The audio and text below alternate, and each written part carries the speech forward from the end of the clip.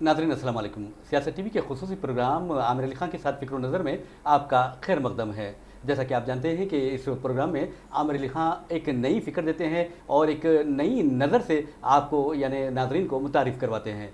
जैसा कि आप ये भी जानते हैं कि आमिर अली खान न सिर्फ हैदराबाद या तेलंगाना या आंध्र प्रदेश बल्कि हिंदुस्तान और आलमी सतह पर जो मुसलमानों को मसाइल दरपेश हैं उस पर गहरी नज़र रखते हैं और दानिशवराना अंदाज में उन सवालात के जवाब भी देते हैं जो हम पूछते हैं या हमारे जहनों में वो सवालात गर्दिश करते रहते हैं। और नाज़रीन आपको ये भी बता दें कि हम अपने प्रोग्राम का आगाज़ हस्ब रिवायत अल्लामा इकबाल के इस शेर से करते हैं, आज़ादी अफ़कार से है उनकी तबाही, आज़ादी अफ़कार से है उनकी तबाही, रखते नहीं जो फ़िक्र व तदब्बुर का सलीक़ा।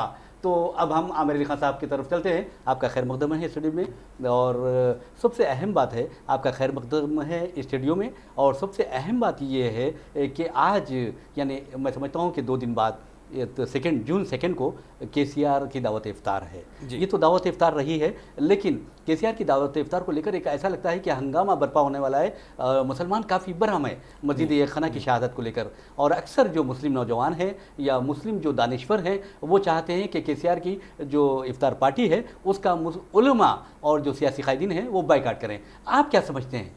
नहीं, देखिए, इफ्तार पार्टी की दावत तो आई है केसीआर की तरफ से। जी जी। तो जाना नहीं जाना वो तो इख्तियार तमीज़ी है, कोई जा सकते, उनकी मर्ज़ी। जी जी।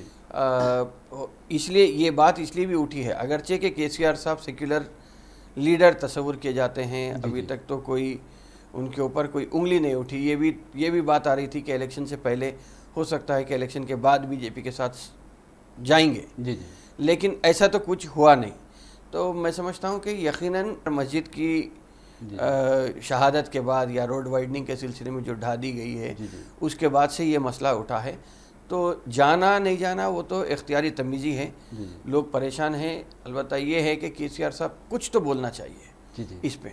मेरा मानना ये है कि देखिए, मसले को सुलझाने के बजाय उलझाने की कोशिश की गई है।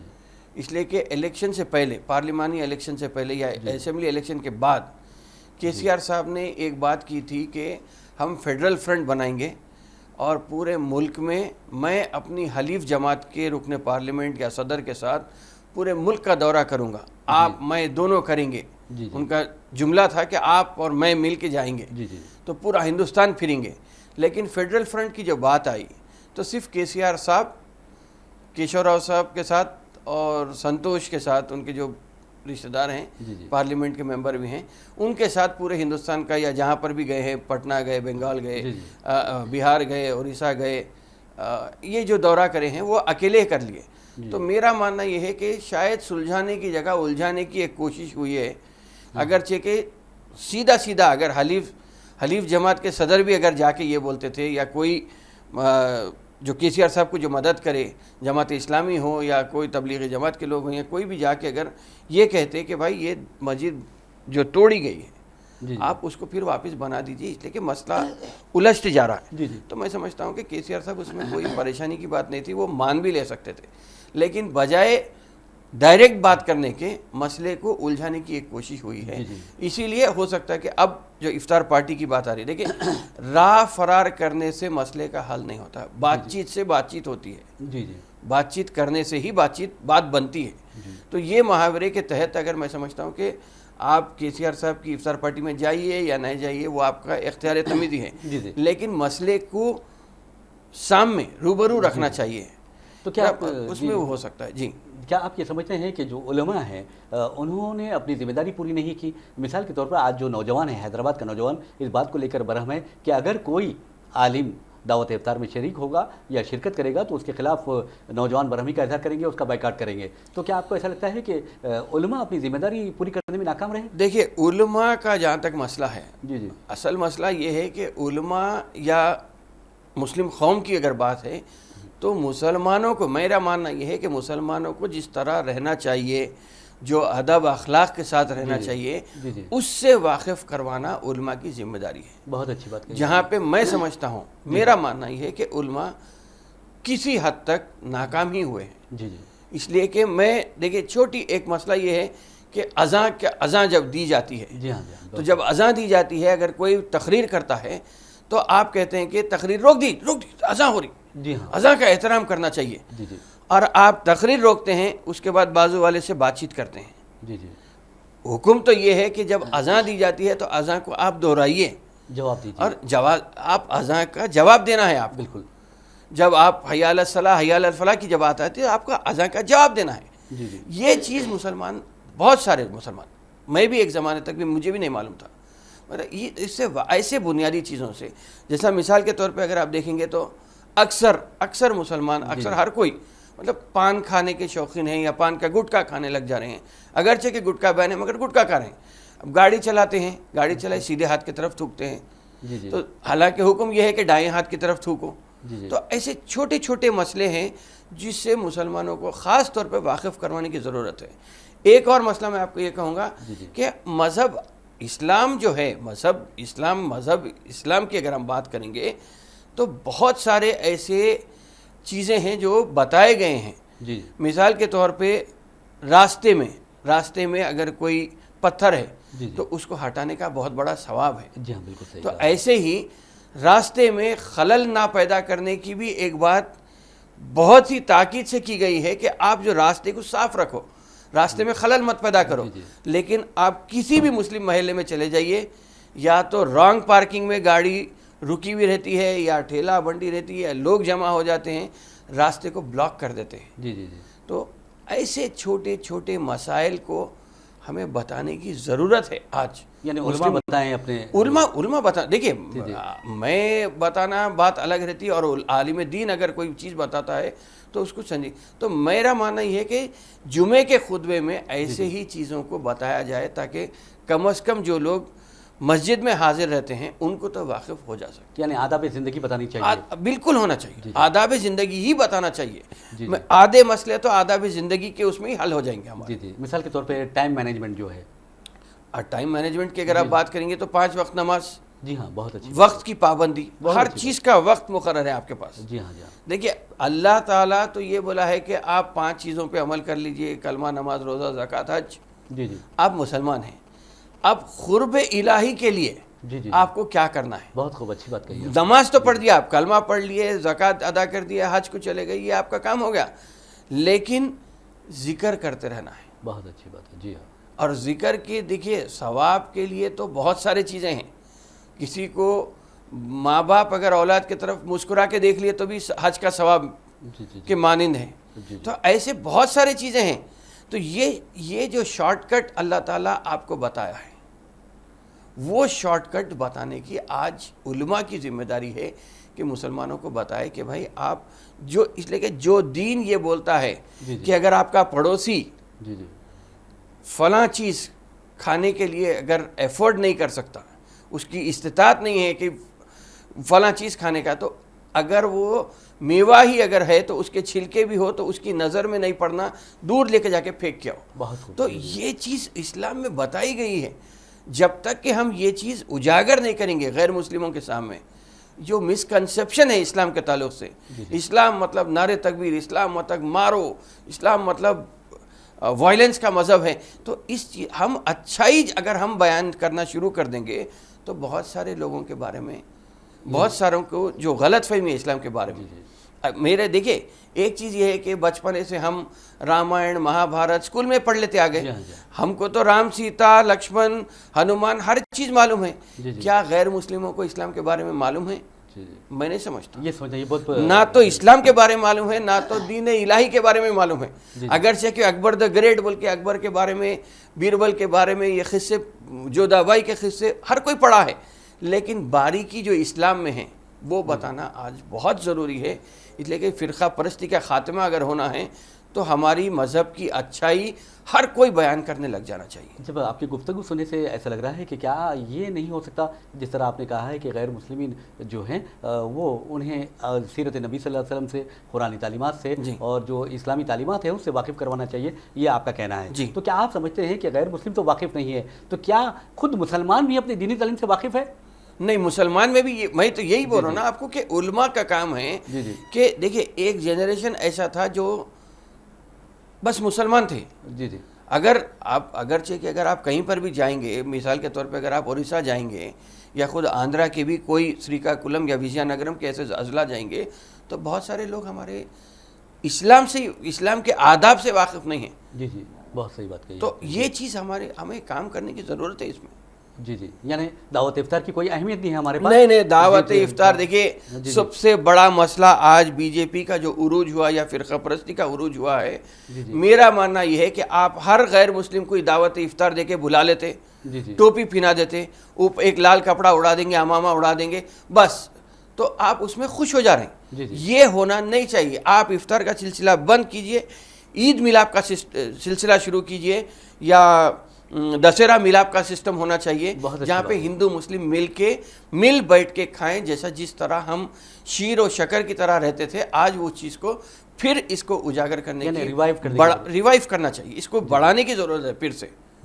یہ چیز ہونا چاہیے. افطار پارٹی کر دیا، آپ 20 کروڑ روپے کے KCR صاحب خرچ دے رہے، 20 کروڑ روپے آپ دیجئے، مسلمانوں کی فلاح و بہبود پہ لگا دیجئے. آپ جی جی، بہت اچھی بات ہے. ہاں، آپ ٹھوس کام کریے. آپ افطار ایک وقت کا کھانا کھلا دینا یا عید کے ٹائم پہ ایک کرتا پائجامہ دے دینا یا ساڑی دے دینے سے مسئلہ حل ہونے والا نہیں ہے. بہت اچھی بات ہے. جی، مسئلہ حل ہونے کے لیے آپ وہی 20 کروڑ روپے کو آپ یہ کریے کہ میں آج افطار پارٹی بند کر رہا ہوں، نہیں کروں گا اس سال.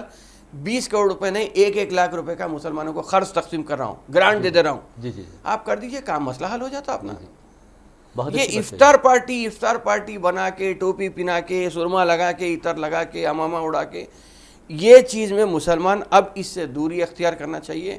اور بنیادی مسئلہ یہ ہے کہ مسلمانوں کا فی الوقت تحفظ اور معاشی حالت کو بہتر بنانے کے لیے ہمیں کام کرنا چاہیے. بہت اچھی بات کہی ہے. اور بہرحال ناظرین، جیسا کہ آپ نے بھی دوران گفتگو بھی بتایا ہے کہ میزائل مین جو ہیں انڈیا کے ابوالکلام، تو ان کے بارے میں یہ کہا جاتا ہے کہ انہوں نے راشٹرپتی بھون میں جو دعوت افطار ہوتی تھی وہ اس کا مطلب اس کی روایت کو ختم کر دیا تھا، اور اس کے جواب میں وہ جو پیسے ہوتے تھے وہ نہ صرف وہ پیسے بلکہ اپنے جیب کے پیسوں سے یتیم و یسیر بچوں کے لیے کچھ انتظام کرتے تھے. بہت ضروری. تو یہ بہت بڑی بات ہے. یہ چیز ہونا ضروری ہے آج کے زمانے میں. بہت اچھی بات ہے. بہرحال یہ تو رہی KCR کی بات رہی ہے اور دعوت افطار کی بات رہی ہے اور مسلمانوں کو با اختیار اور با اخلاق بنانے کی بات رہی ہے. لیکن ہم بات کرتے ہیں وزیر اعظم نریندر مودی کی، جنہوں نے کہا ہے کہ مسلمانوں کا بھروسہ جیتنے کی ضرورت ہے. لیکن کیسے جیتیں گے، دیکھیں گے ایک چھوٹے سے بریک کے بعد.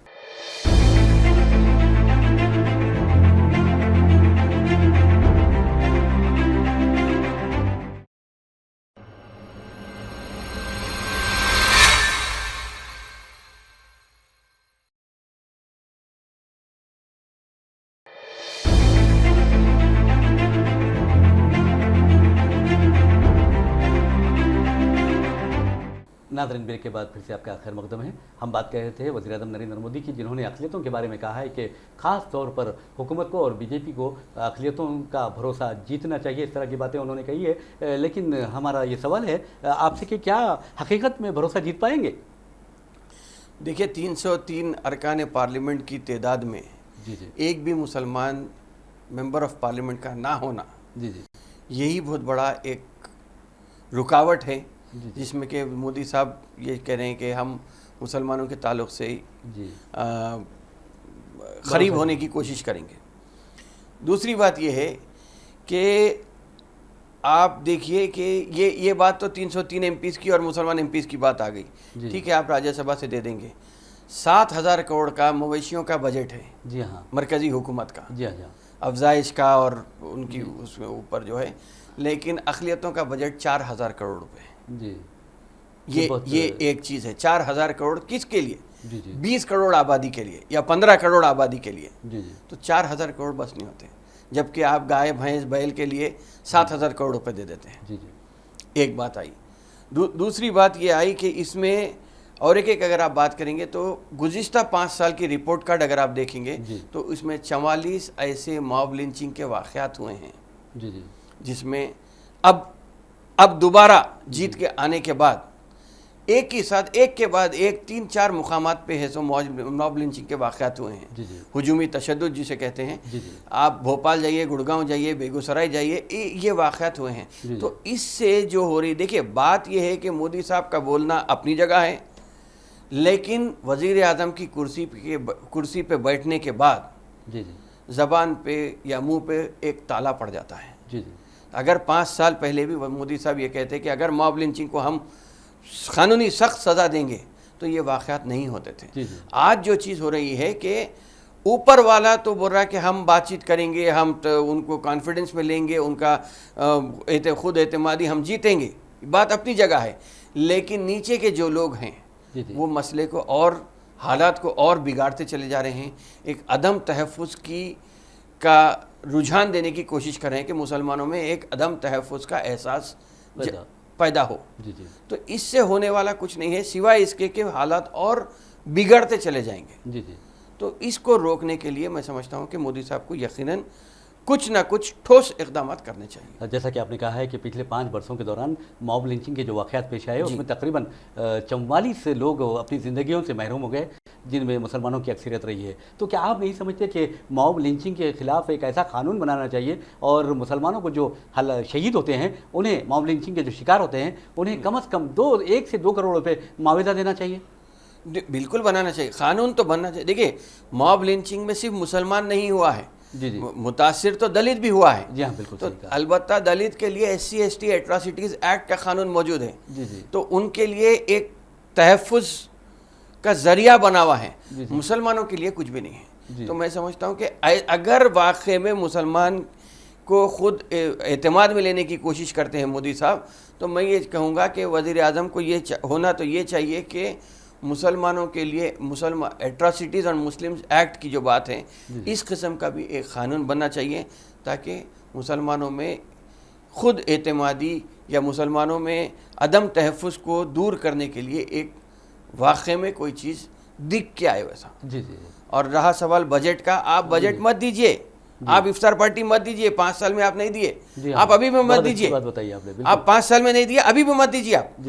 لیکن مسلمانوں کو بجائے پھر رسم و رواج کے اس میں الجھانے کے آپ لاتے ٹرپل طلاق کے اوپر ایک مسئلہ لا لیتے, آپ مدرسوں کو RSS ایک مدرسہ کھول, یہ سب نہیں. اگر آپ کرنا چاہ رہے ہیں تو مسلمانوں کو at par with other community لائیے.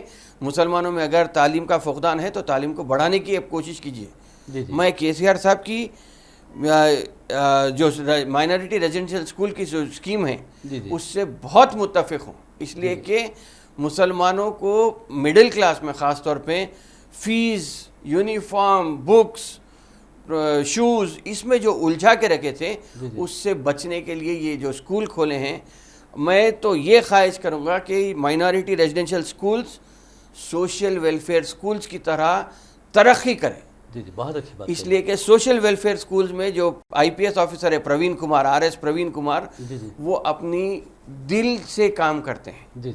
اقلیتی اسکول میں یہ ہو رہا کہ آپ اقلیتوں کا بھلائی کے لیے اگر آپ IPS آفیسر AK خان کو ایڈوائزر بنا کے رکھتے ہیں یا B شفیع اللہ کو سیکریٹری اسکول بنا کے رکھتے ہیں, تو ان کو یہ ذمہ داری بھی دیجئے کہ جس طرح RS پروین کمار SC/ST کے لیے جو اسکول ہے, جو سوشل ویلفیئر کے اسکول ہے, اس میں جس طرح وہ اپنا لگن لگا کے, محنت لگا کے, دلچسپی لگا کے بچوں کی تعلیم کے لیے اپنا وقت ضائع کر رہا ہے, اس قسم کا وقت کا صحیح استعمال ان اسکولوں میں بھی ہونا چاہیے تاکہ بہترین طریقے سے مسلم قوم آگے بڑھ کے نکلے. ایک بات رہی نریندر مودی کا, جہاں تک سوال ہے, جب بھی نام آتا ہے نریندر مودی کا تو مسلمانوں میں ایک قسم کا عدم تحفظ کا احساس پایا جاتا ہے, خوف پایا جاتا ہے. تو کیا آپ کو ایسا لگتا ہے کہ 5 سال کے دوران جو حالات خراب ہوئے ہیں اس کا سلسلہ جاری رہے گا؟ دیکھیے آج مودی صاحب کا ساتھ یہ ہے کہ گجرات رائٹ بھی مودی کے ساتھ ہی اٹیچڈ ہیں. جی ہاں. مودی نام کے ساتھ گجرات رائٹ بھی آتے ہیں. جی ہاں. تو اب مودی پرائم منسٹر مودی کے نام کے ساتھ, وہ چیف منسٹر مودی کے تھا, اب پرائم منسٹر مودی کے نام کے ساتھ آپ کو موب لنچنگ کے واقعات آ رہے ہیں. جی ہاں. تو میرا ماننا یہ ہے کہ آج ہندوستان ہر وقت ذات پات کی چکر میں رہا ہے. ذات پات سے ہٹا کر ہندو مسلم کو لڑانے کی ایک کوشش ہو رہی ہے. تو اس سے بچنے کے لیے میں سمجھتا ہوں کہ مودی صاحب کو یقیناً, واجپئی کے زمانے میں بھی یہ کہا جاتا تھا کہ مکھوٹا نکال کے آپ بات کیجئے, مکھوٹا پہن کے بات کرنے کی ضرورت نہیں ہے. تو میں سمجھتا ہوں کہ آج عملی طور پہ آپ کیا کر رہے ہیں. ایک بات یہ آ رہی کہ نہیں, اب تو دوسری بار حلف لینے والے ہیں اور کابینہ میں امت شاہ کی شمولیت کو بھی راہ فراہم کی جا رہی ہے. اب امت شاہ کے نام کے ساتھ یہ آ رہا ہے کہ ہوم منسٹر. اگر امت شاہ ہوم منسٹر بنتے ہیں تو پھر آپ دیکھیے سہراب الدین کا کیس، کوثر بی کا کیس، موب لنچنگ کا کیس، یہ سب کے اوپر پھر مسلمانوں میں وہی شک و شبہات پھر دوبارہ پھر گجرات اس پہ آ جائیں گے. تو یہ ان سب چیزوں کے ساتھ آپ کس طرح مسلمانوں کا کانفیڈنس جیتیں گے، یا مسلمانوں کو کس طرح اپنے اس میں لیں گے، کانفیڈنس میں لیں گے کہ مسلمان ہم آپ کے ساتھ ہیں، آئیے ملیں گے، بیٹھیں گے.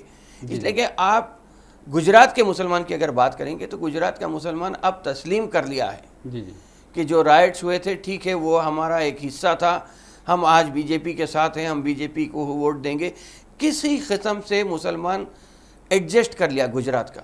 لیکن میں نہیں سمجھتا کہ پورے ہندوستان کا مسلمان ایسا ایڈجسٹ کرنے کے لیے تیار ہے.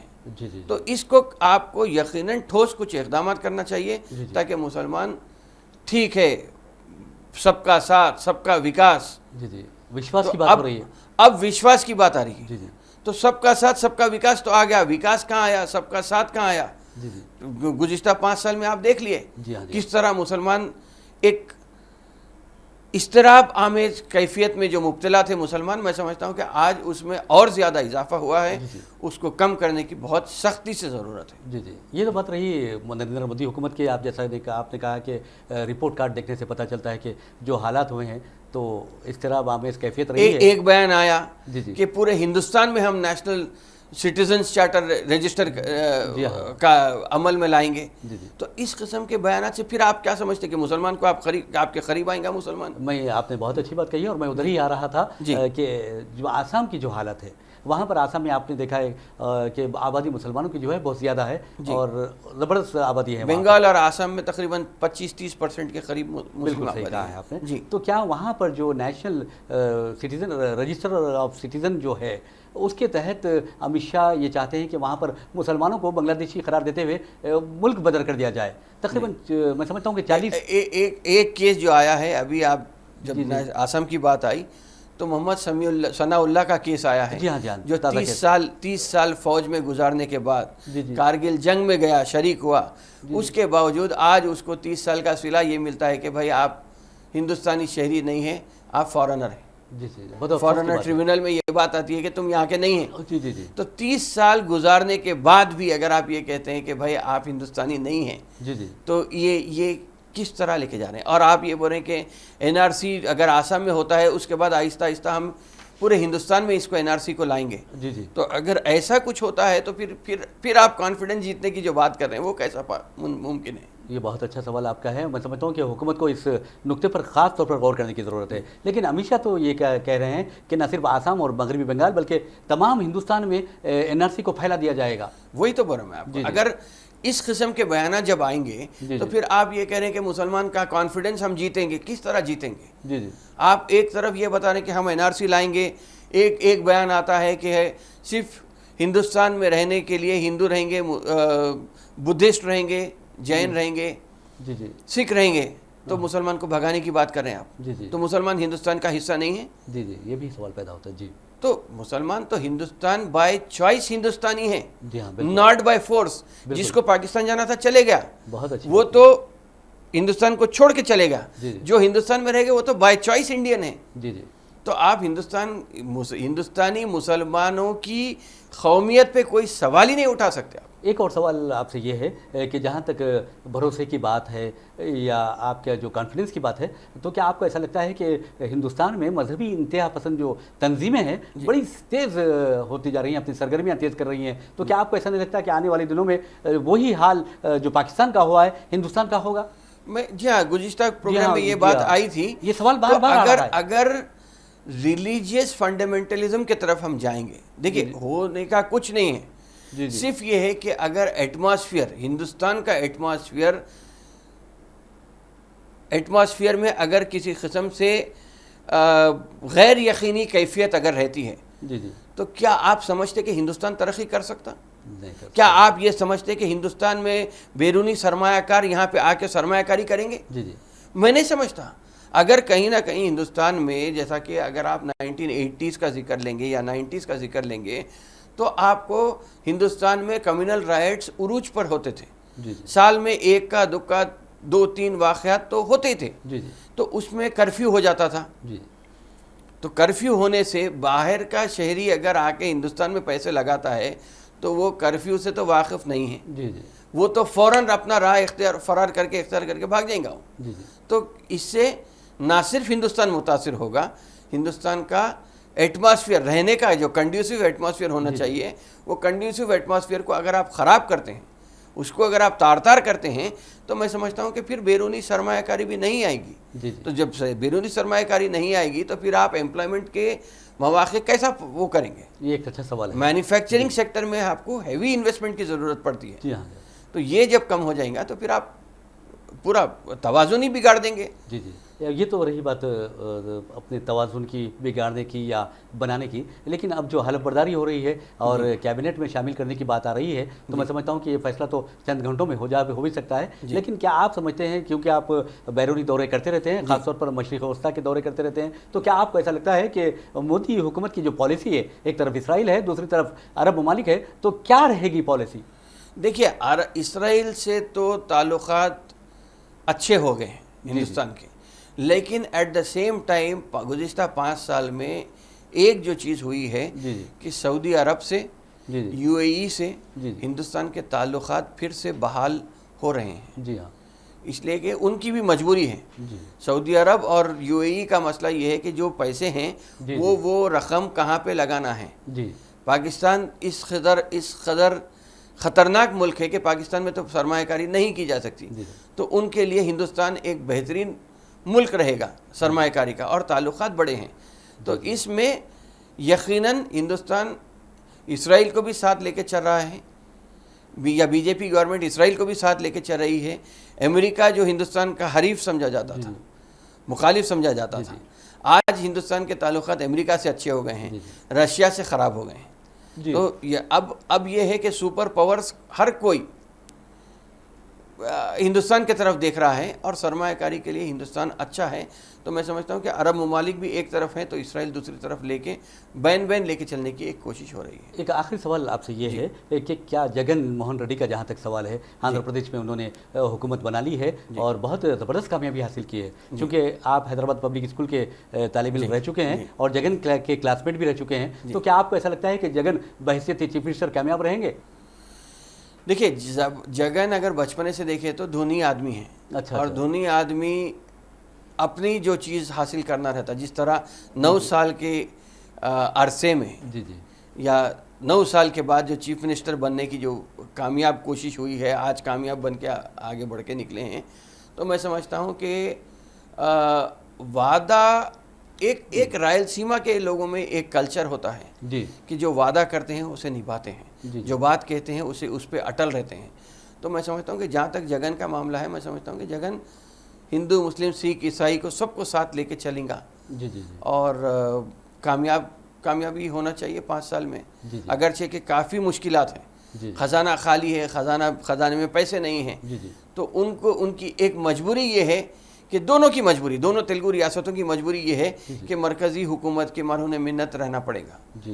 تو اگرچہ کہ ٹیکسز کا حصہ جو ہے وہ سینٹر سے اسٹیٹ کو آنا ہے, اور اس کے علاوہ کے سی آر صاحب یہ چاہ رہے ہیں کہ پولاورم پروجیکٹ ہو یا یہ مشن کاکتیہ ہو یا مشن بھاگیرتھ ہو, کوئی ایک پروجیکٹ مرکزی حکومت اسے ایڈاپٹ کر لیں. اسی طرح اسپیشل اسٹیٹس کا کیس تھا آندھرا کے لیے. تو میں سمجھتا ہوں کہ اگر اسپیشل اسٹیٹس نہیں ملتا ہے تو میں سمجھتا ہوں کہ جگن کو صرف رقمی لین دین کے اوپر, مالی تعاون کے اوپر اکتفا کرنا پڑے گا. بہت اچھی بات کہی ہے. بہرحال ناظرین, آپ نے سنا ہے, اور آپ کو بتا دیں کہ ہماری یہ روایت بھی رہی ہے کہ ہم عامر علی خان صاحب سے جو آخری وقت ہوتا ہے وہ پیغام لیتے ہیں یا میسیج دیتے ہیں, لیکن اس روایتوں کو توڑتے ہوئے عامر علی خان صاحب نے پروگرام کے درمیان میں ہی مسلمانوں کو جو اخلاقیات یا ایتھکس جو ہے اس کے بارے میں درس, یعنی ایک پیغام دیا ہے, ایک دعوت دی ہے اخلاق و کردار کی. یہ سب سے بہت اچھی بات رہی ہے, اور ہم انہی خیالات کے ساتھ اپنا پروگرام عامر علی خان کے ساتھ فکر و نظر ختم کرتے ہیں. مجھے محمد ریاض احمد کو اجازت دیجیے, اور آپ کا بھی بہت بہت شکریہ. اللہ حافظ.